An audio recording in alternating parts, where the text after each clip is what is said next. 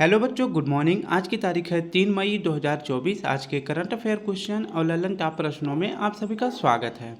यह current affair question Kumar Gaurav sir के current affair से लिया गया है, जिसमें आप सभी को करंट अफेयर क्वेश्चन, साथ में उसकी व्याख्या और ललन टॉप प्रश्न देखने को मिलेगा।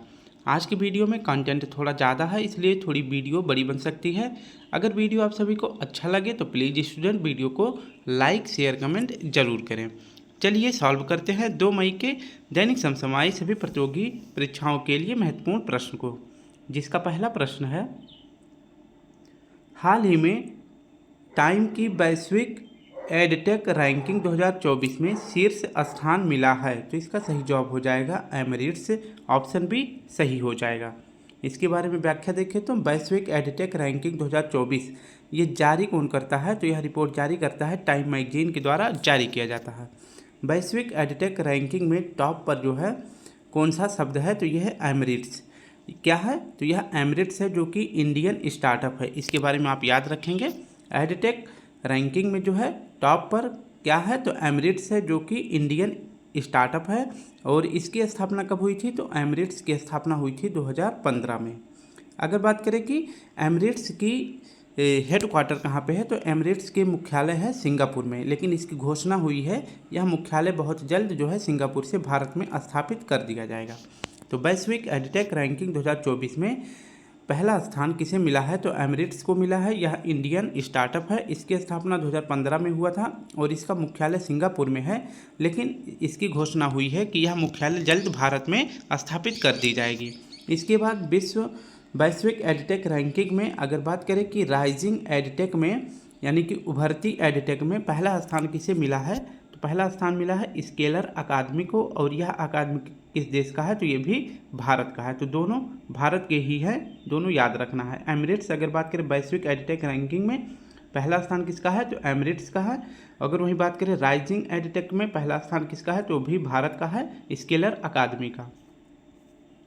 नेक्स्ट देखें तो हाल ही में किस देश ने ब्रिक्स में शामिल न होने की घोषणा करी है, तो अर्जेंटीना ने ब्रिक्स में शामिल होने की घोषणा नहीं करी है, जबकि 5 देश ब्रिक्स में शामिल हुए हैं। मिस्र, ईरान, इथोपिया, सऊदी अरब और यूएई। नेक्स्ट प्रश्न हमारा है, हाल ही में 16वें वित्त आयोग का अध्यक्ष किसे नियुक्त किया गया है, तो अरविंद पनघड़िया जी को नियुक्त किया गया है। महर्षि वाल्मीकि अंतर्राष्ट्रीय हवाई अड्डे का उद्घाटन कहाँ हुआ है, अयोध्या में हुआ है। नेक्स्ट प्रश्न है, हाल ही में इसरो ने एक्सेलेरोमीटर सैटेलाइट एक्सपोसैट को किससे प्रक्षेपित किया है, तो PSLV C58 से प्रक्षेपित किया है। हाल ही में न्यू स्पेस इंडिया लिमिटेड ने GSAT-20 को किस रॉकेट से लॉन्च करने की घोषणा करी है, तो फाल्कन 9 रॉकेट से G20 इंडिया लिमिटेड ने लॉन्च करने की घोषणा करी है। और यह रॉकेट किस कंपनी का है, तो यह स्पेस एक्स कंपनी का रॉकेट है, जो कि एलन मस्क इसके मालिक हैं। सेकंड प्रश्न हमारा है, हाल ही में IQ एयर के अनुसार दुनिया का सबसे प्रदूषित शहर कौन सा है, इसका सही जवाब हो जाएगा काठमांडू। ऑप्शन सी सही हो जाएगा। इसके बारे में व्याख्या देखें तो IQ एयर यह रिपोर्ट कहाँ से जारी होता है, स्विट्जरलैंड से जारी होता है। IQ एयर में जो है एयर पोल्यूशन के बारे में बताया जाता है, यानी सबसे ज़्यादा वायु प्रदूषण किस देश में है, तो यह काठमांडू में है, जो कि नेपाल की राजधानी है। दूसरे स्थान पे अपना नई दिल्ली है। अगर बात करें सबसे कम वायु प्रदूषण किस देश में है, तो इस्तांबुल में है, जो कि तुर्की का एक शहर है। यह है काठमांडू शहर, जो कि IQ एयर के अनुसार सबसे ज़्यादा वायु प्रदूषित वाला शहर है। दूसरे नंबर पर इंडिया का नई दिल्ली है और तीसरे नंबर पर सबसे कम वायु प्रदूषण तुर्की इस्तांबुल में है। अगर बात करें कि सार्क या फिर दक्षेस का मुख्यालय कहाँ पे है, तो यह काठमांडू में है। ऑपरेशन दोस्त कहाँ चलाया गया था, तो ऑपरेशन दोस्त भारत के द्वारा तुर्की और सीरिया में जब भूकंप आया था, तो भारत के द्वारा ऑपरेशन दोस्त तुर्की और सीरिया में चलाया गया था। इलेक्ट्रॉनिक एक्सपोर्ट में, यानी इलेक्ट्रिक जो चीज़ें होती हैं उनके एक्सपोर्ट यानी निर्यात में भारत का पहला राज्य कौन सा है, तो सबसे ज़्यादा इलेक्ट्रिक सामान निर्यात होता है तमिलनाडु से। दूसरे नंबर पर कर्नाटक और तीसरे नंबर पर उत्तर प्रदेश है। अनुसंधान क्षेत्र में भारत की रैंक क्या है, अनुसंधान या फिर कहीं स्पेस क्षेत्र में जो रिसर्च होते हैं, खोजें होती हैं या फिर प्रक्षेपण होते हैं, तो इस स्थान में भारत का चौथा स्थान है। नेक्स्ट है ease of doing business report कौन जारी करता है, तो यह वर्ल्ड बैंक जारी करता है, वर्ल्ड बैंक जारी करता है, विश्व बैंक। नेक्स्ट है ग्लोबल इकोनॉमिक आउटलुक की रिपोर्ट कौन जारी करता है, तो IMF जारी करता है। वर्ल्ड बैंक और IMF इन दोनों का अगर बात करें मुख्यालय कहाँ पे है, तो इन दोनों का मुख्यालय है वाशिंगटन DC में है। कहाँ है? वाशिंगटन DC में है। और इन दोनों की स्थापना कब हुई थी, तो 1944 में हुई थी। वर्ल्ड इन्वेस्टमेंट रिपोर्ट कौन जारी करता है, तो अंकटाड जारी करता है। ग्लोबल जेंडर गैप इंडेक्स यह कौन जारी करता है, तो वर्ल्ड इकोनॉमिक फोरम जारी करता है। नेक्स्ट है HDI यानी ह्यूमन डेवलपमेंट इंडेक्स कौन जारी करता है, तो यूनाइटेड नेशन डेवलपमेंट प्रोग्राम जारी करता है। थर्ड प्रश्न हमारा है हाल ही में भारत सरकार को किस देश की कांके संतुरई बंदरगाह नवीनीकरण परियोजना के अधिकार मिले हैं। भारत सरकार को किस देश की कांके संतुरई बंदरगाह के नवीनीकरण परियोजना के अधिकार मिले हैं, तो इसका संबंध हो जाएगा श्रीलंका से।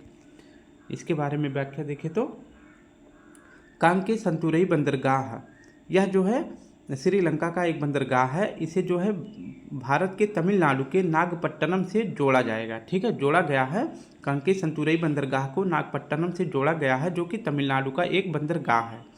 यही जो है कांके संतुरई के नवीनीकरण का अधिकार जो है अभी भारत ने ले लिया है। ठीक है, यह बंदरगाह जो है श्रीलंका का है, इसे आप याद रखेंगे। और इसे जो है भारत ने क्यों लिया है नवीनीकरण के लिए, क्योंकि हिंद महासागर में चीन को काउंटर करने के लिए इस कांके संतुरई बंदरगाह पर नवीनीकरण का अधिकार किसने ग्रहण किया है, तो भारत ने किया है। ये कांके संतुरई बंदरगाह जो कि तमिलनाडु के बंदरगाह नागपट्टनम से जुड़ा हुआ है, इसके नवीनीकरण के लिए श्रीलंका से भारत ने इसका अधिग्रहण किया है। ठीक है, किसके लिए किया है, चीन को काउंटर करने के लिए हिंद महासागर में। नेक्स्ट अगर बात करें श्रीलंका की राजधानी का क्या नाम है, तो श्री जयवर्धनेपुरे कोट्टे है।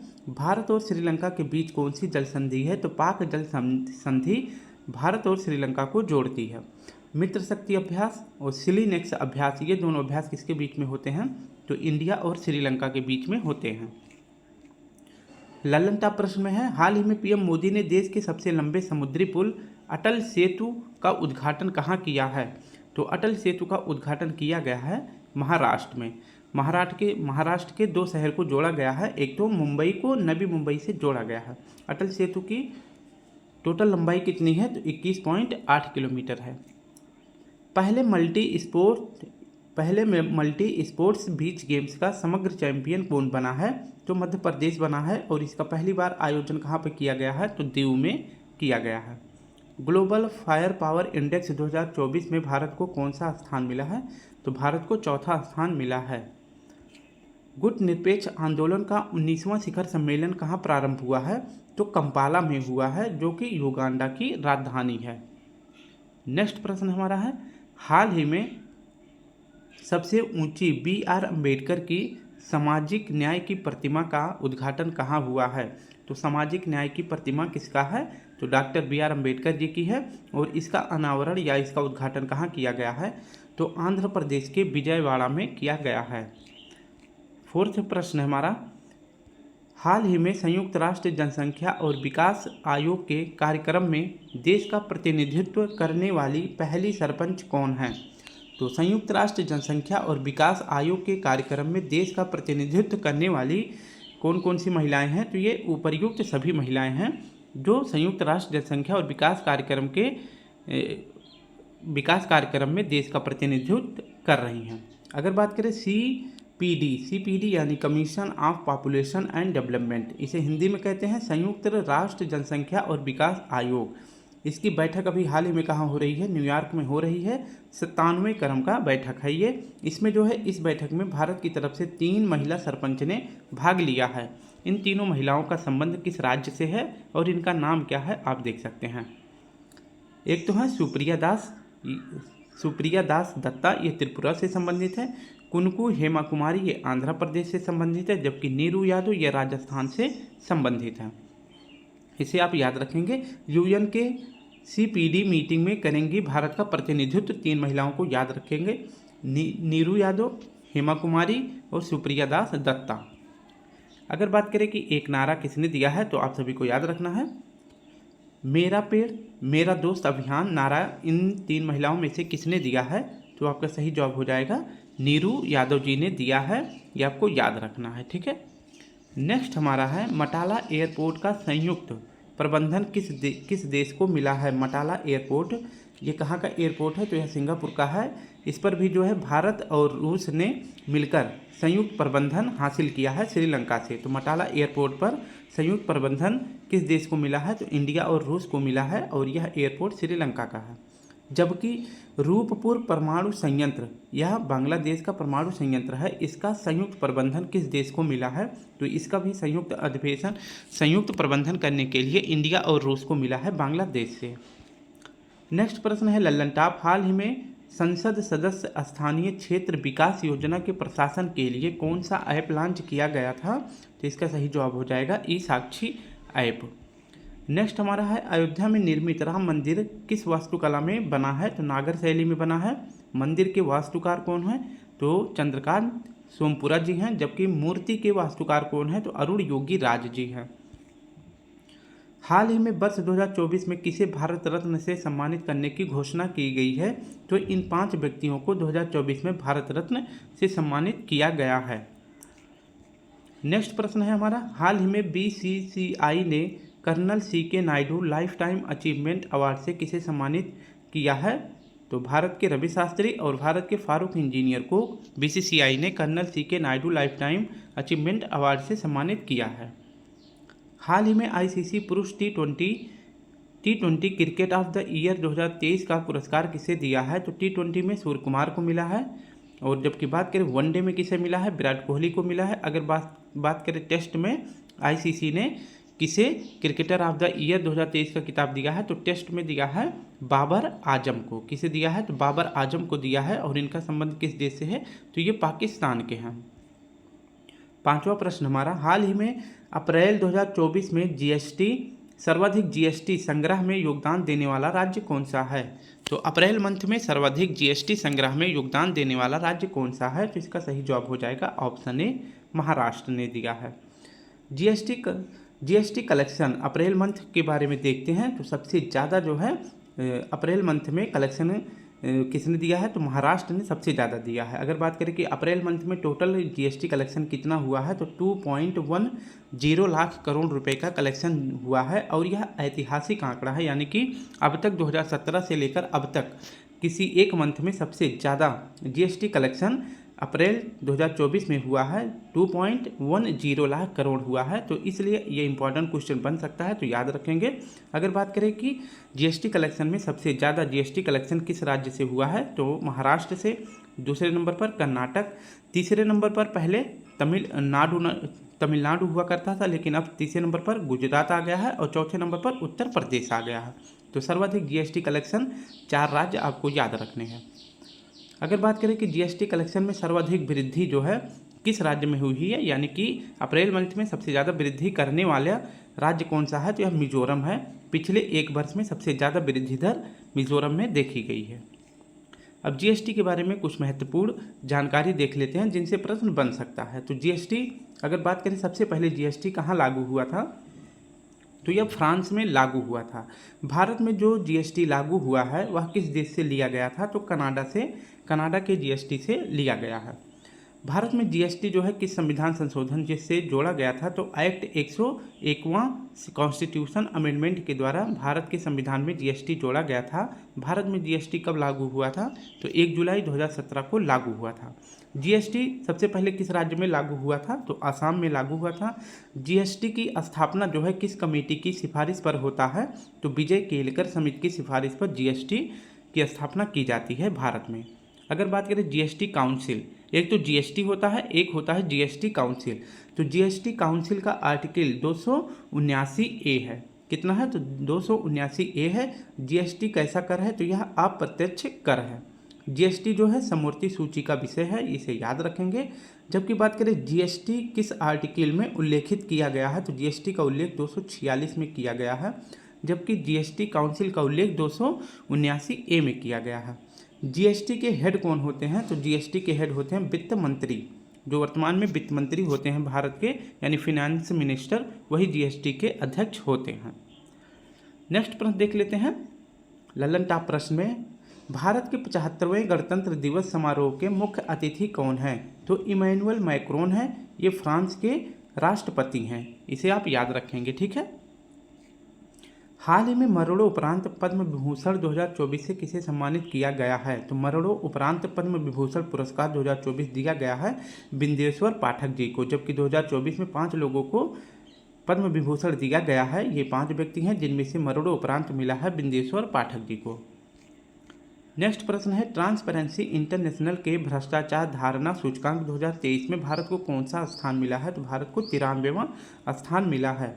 हाल ही में भारतीय दूरसंचार नियामक प्राधिकरण के अध्यक्ष पद पर, यानी ट्राई बात करें तो ट्राई के पद पर किसे नियुक्त किया गया है कि आपके सिम की वैलिडिटी कितनी होगी, सिम का रिचार्ज कैसे होगा, इसकी लाइफ टाइम क्या होगी। तो इसी प्रकार की जो भी सिम से संबंधित जानकारी होती है उसके अध्यक्ष कौन बनाए गए हैं? अनिल लोहाटी जी बनाए गए हैं। नेक्स्ट है, हाल ही में झारखंड के सीएम पद पर किसे नियुक्त किया गया है? तो चंपई सोरेन जी को किया गया है। 6वां प्रश्न है, हाल ही में डीआरडीओ ने लंबी दूरी की स्मार्ट पनडुब्बी रोधी मिसाइल प्रणाली का सफल परीक्षण कहाँ किया है? तो इसका सही जवाब हो जाएगा ऑप्शन डी, ओडिशा में किया है। स्मार्ट जो है इसे अभी हाल ही में डीआरडीओ के द्वारा लॉन्च किया गया है। डीआरडीओ की स्थापना कब की गई थी? तो 1 जनवरी 1958 को की गई थी। डीआरडीओ के वर्तमान अध्यक्ष कौन है? तो समीर कामत जी हैं। डीआरडीओ का हेडक्वार्टर कहाँ पे है? तो यह नई दिल्ली में है। अगर बात करें सबमरीन को जो है पनडुब्बी कहते हैं। इसी प्रकार से आप देखेंगे कि सबमरीन जो है missile assistant related of torpedo, यह क्या है? यह स्मार्ट का फुल फॉर्म है, SMART। यह स्मार्ट का जो है क्या है? तो यह स्मार्ट का फुल फॉर्म है। एस से आपका हो जाएगा सबमरीन को ही क्या कहते हैं? पनडुब्बी कहते हैं। एम से आपका हो जाएगा मिसाइल, ए से आपका हो जाएगा असिस्टेंट, आर से हो जाएगा आपका रिलेटेड ऑफ, टी से हो जाएगा टारपीडो। तो ये आपको याद रखना है, ठीक है। यह स्मार्ट का फुल फॉर्म है। अगर बात करें टारपीडो का मतलब क्या होता है? टारपीडो का मतलब होता है पानी की मिसाइल, ठीक है। तो पानी की मिसाइल के लिए उसको सुरक्षित उससे बचने के लिए भारत के डीआरडीओ द्वारा जो है एक स्मार्ट पनडुब्बी को लॉन्च किया गया है, जिसे क्या कहते हैं? पनडुब्बी रोधी मिसाइल प्रणाली कहते हैं। स्मार्ट क्या है? तो स्मार्ट जो है पनडुब्बी रोधी एक मिसाइल है, ये आपको याद रखना है, ठीक है। जो पानी में मिसाइल आती है उसको रोकने के लिए डीआरडीओ ने बनाया है पनडुब्बी रोधी मिसाइल प्रणाली। इसको भी हाल ही में कहाँ से लॉन्च किया गया है? तो स्मार्ट को लॉन्च किया गया है डॉक्टर APJ अब्दुल कलाम द्वीप से, जो कि उड़ीसा में है। इस द्वीप का पहले पुराना नाम क्या था? तो इसका पुराना नाम था व्हीलर द्वीप, जो अभी इसका नाम बदल के डॉक्टर APJ अब्दुल कलाम जी के सम्मान में इसका नाम बदल दिया गया है। और यह कहाँ पे है? तो यह उड़ीसा में है। तो स्मार्ट को कहाँ से लॉन्च किया गया है? उड़ीसा से लॉन्च किया गया है। यह है भारत की स्मार्ट पनडुब्बी रोधी प्रणाली, इसे आप याद रखेंगे। नेक्स्ट हमारा है कुछ महत्वपूर्ण डीआरडीओ के द्वारा जो लॉन्च किए गए हैं उनके बारे में देख लेते हैं। प्रबल क्या है? तो प्रबल जो है यह लंबी दूरी का रिवाल्वर है, राइफल है। जबकि उग्रम क्या है? यह असाल्ट राइफल है। प्रचंड क्या है? तो लाइट कॉम्बैक्ट हेलीकॉप्टर, यानी हल्का लड़ाकू हेलीकॉप्टर है। वरुणास्त्र क्या है? तो यह हैवी वेट टारपीडो है। और निराक्षी क्या है? तो यह पानी के अंदर जो किसी भी दुश्मन देश के द्वारा जो बारूदी सुरंग बनाई जाती हैं उनका पता लगाने के लिए डीआरडीओ के द्वारा निराक्षी को लॉन्च किया गया था। कौन सा पोर्ट भारत के पहले ट्रांसशिपमेंट हब के रूप में विकसित किया जाएगा? तो भारत का पहला ट्रांसशिपमेंट हब के रूप में किस पोर्ट का विकास किया जाएगा? तो यह बिजिंघम पोर्ट का विकास किया जाएगा, जिसको जो है अधिकार में किस कंपनी ने लिया है? तो अडानी ग्रुप ने लिया है। बिजिंघम पोर्ट जो है अगर बात करें किस राज्य में है? तो यह केरल राज्य में है। इस बिजिंघम पोर्ट पर पहली बार किस देश का जहाज आया था, शिप आया था? तो चीन का शिप आया था, ये भी आपको याद रखना है। वित्तीय वर्ष 2024 से 25 के अंतरिम बजट के अनुसार 2023-24 में राजकोषीय घाटा कितने प्रतिशत रहा है? तो 6.5% रहा है। हाल ही में खेलो इंडिया यूथ गेम्स 2023 में सर्वाधिक पदक किसने जीते हैं? तो सर्वाधिक पदक जीता है, यानी पहला स्थान महाराष्ट्र का है। खेलो इंडिया यूथ गेम्स का क्रम 6वां है। आयोजन तमिलनाडु में किया गया था और शुभंकर था वीर मंगाई। हाल ही में विश्व वेटलैंड्स दिवस 2024 का अंतर्राष्ट्रीय सम्मेलन कहाँ आयोजित हुआ है? तो इसका आयोजन किया गया है मध्य प्रदेश में। भारत में कुल आर्द्रभूमि 80 हैं और विश्व आर्द्रभूमि दिवस 2 फरवरी को मनाया जाता है। हाल ही में भारतीय नौसेना में शामिल किया गया पहला सर्वेक्षण पोत कौन सा है? तो भारतीय नौसेना में शामिल किया गया पहला सर्वेक्षण पोत है INS इंडियन नेवल शिप संधायक।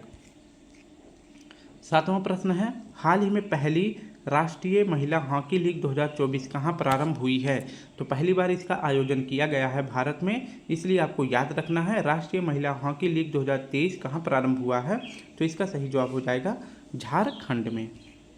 राष्ट्रीय महिला हॉकी लीग इसका पहली बार आयोजन कहाँ किया जा रहा है? भारत में। भारत के किस शहर में? तो रांची झारखंड में किया जा रहा है। राष्ट्रीय महिला हॉकी लीग में कुल कितनी टीमों ने भाग लिया है?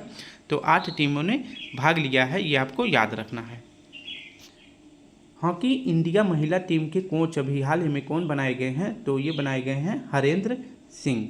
और ये कब तक रहेंगे महिला टीम के कोच? तो 2028 तक। जब तक 2028 का लॉस एंजल्स ओलंपिक खेल नहीं हो जाता तब तक जो है महिला टीम के कोच हरेंद्र सिंह बनाए जाएंगे।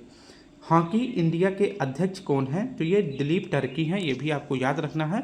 हॉकी इंडिया के बेस्ट प्लेयर कौन बनाए गए हैं? तो हॉकी इंडिया के बेस्ट प्लेयर बने हैं, महिला में सलीमा टेटे जी बनी हैं और जबकि पुरुष में हार्दिक सिंह बने हैं। इनका संबंध भी झारखंड से ही है।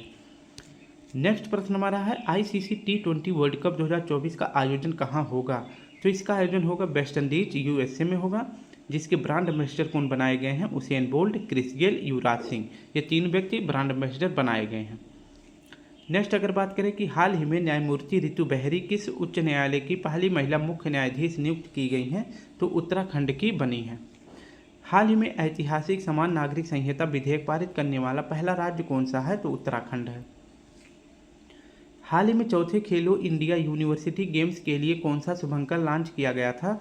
तो शुभंकर लॉन्च हुआ था अष्टलक्ष्मी में। खेलो इंडिया के चौथे संस्करण यूनिवर्सिटी गेम्स का आयोजन असम गुवाहाटी में किया गया था। इसमें अगर बात करें कि खेलो इंडिया यूनिवर्सिटी गेम्स में पहला स्थान किस यूनिवर्सिटी का था?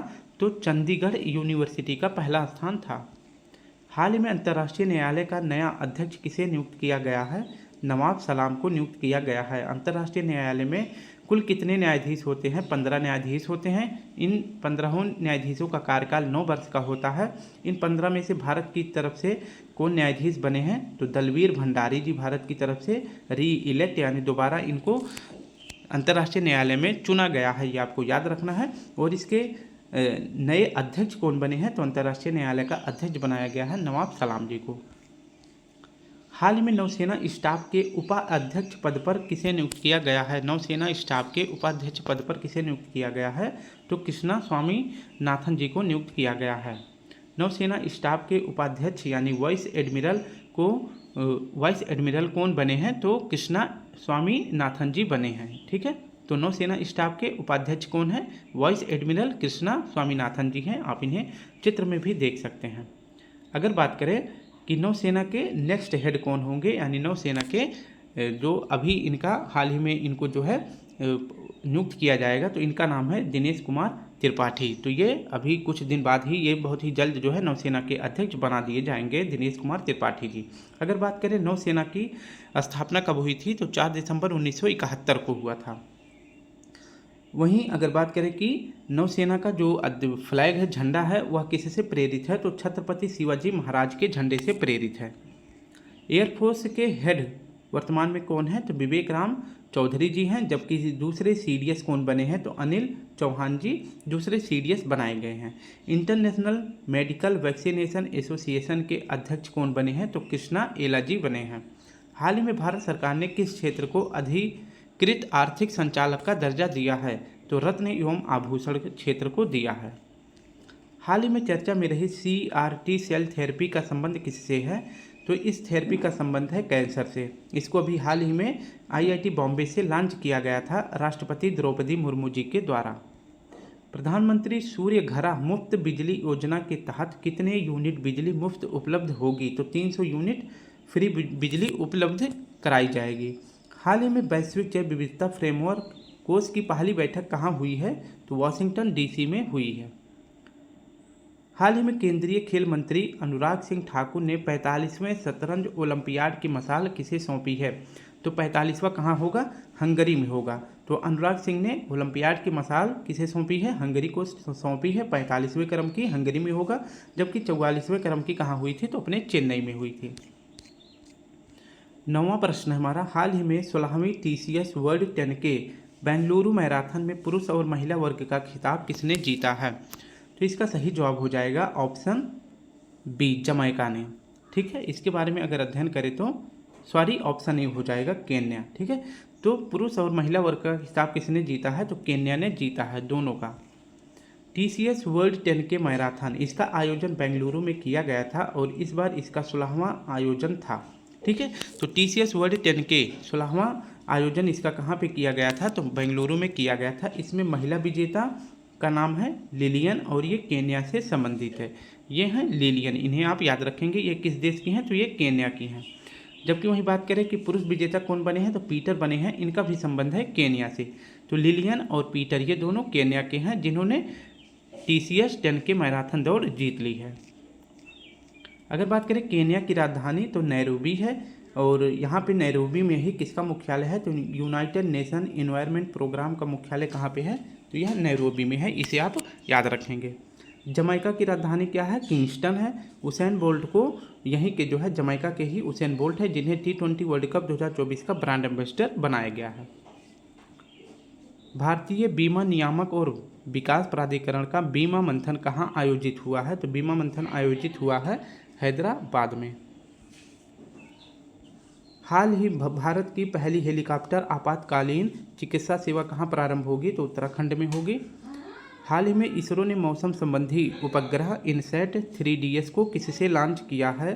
तो GSLV F-14 से लॉन्च किया है। हाल ही में 58वें ज्ञानपीठ पुरस्कार से किसे सम्मानित किया गया है? तो 18वें क्रम का ज्ञानपीठ पुरस्कार 2 व्यक्तियों को दिया गया है, जगतगुरु रामभद्राचार्य जी को और गुलजार जी को।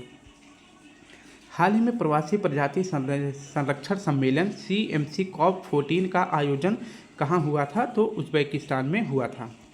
आज का आखिरी प्रश्न है स्टूडेंट, हाल ही में IPL के इतिहास में सर्वाधिक 150 मैच में जीत हासिल करने का रिकॉर्ड बनाने वाले पहले खिलाड़ी कौन बने हैं? तो महेंद्र सिंह धोनी, ऑप्शन सी सही हो जाएगा। इसके बारे में व्याख्या देखें तो IPL में 150 मैच जीतने वाला एकमात्र खिलाड़ी कौन बना है? तो महेंद्र सिंह धोनी जी बने हैं। और ये किस टीम से खेलते हैं? तो ये CSK यानी चेन्नई से खेलते हैं, चेन्नई सुपर किंग्स से खेलते हैं। ठीक है, ये है महेंद्र सिंह धोनी। अब देख लेते हैं, सिंट्रोन एक कार है जो कि कहाँ की कार है? तो यह फ्रांस की कार है। तो सिंट्रोन कार के ब्रांड एम्बेसडर और SBI के ब्रांड एम्बेसडर और गरुड़ एरोस्पेस के ब्रांड है। तो इन तीनों के ब्रांड एम्बेसडर कौन बनाए गए हैं? तो धोनी बनाए गए हैं, ये भी आपको याद रखना है। चर्चा में रही नर्मदा नदी पर ओंकारेश्वर केवड़िया क्रूज का संबंध किससे है? तो ओंकारेश्वर जगह जो है मध्य प्रदेश में है, जबकि केवड़िया कहाँ पे है? तो गुजरात में है। तो ओंकारेश्वर केवड़िया क्रूज यात्रा का संबंध मध्य प्रदेश और गुजरात से है। और यह जो है क्रूज यात्रा किस नदी पर बनी है? तो नर्मदा नदी पर बनी है। ओंकारेश्वर से केवड़िया के बीच की टोटल दूरी कितनी है? 120 किलोमीटर है, ये भी साथ में याद रख लेना है। नेक्स्ट प्रश्न है, हाल ही में चंद्रमा पर सफलतापूर्वक टचडाउन करने वाली दुनिया की पहली निजी या प्राइवेट कंपनी कौन सी है? तो इंटुएटिव कंपनी है, इसके लैंडर का नाम है ओडिसियस। हाल ही में देश का सबसे लंबा केबल ब्रिज कौन सा है? सुदर्शन सेतु है। इसका उद्घाटन कहाँ हुआ है? तो अहमदाबाद में हुआ है। दुनिया की पहली वैदिक घड़ी का उद्घाटन कहाँ हुआ है? तो दुनिया की पहली वैदिक घड़ी का उद्घाटन उज्जैन में हुआ है। हाल ही में PM मोदी ने किस राज्य में पहले रेलवे स्टेशन की आधारशिला रखी है? तो सिक्किम में रखी है। हाल ही में देश के पहले लोकपाल पद पर किसे नियुक्त किया गया है? तो अजय मानिक राव जी को नियुक्त किया गया है। इसरो के भारतीय अंतरिक्ष स्थिति आकलन रिपोर्ट यानी ISSAR 2023 जारी की। तो इसरो ने भारतीय अंतरिक्ष स्थिति आकलन रिपोर्ट जारी की है 2023 का।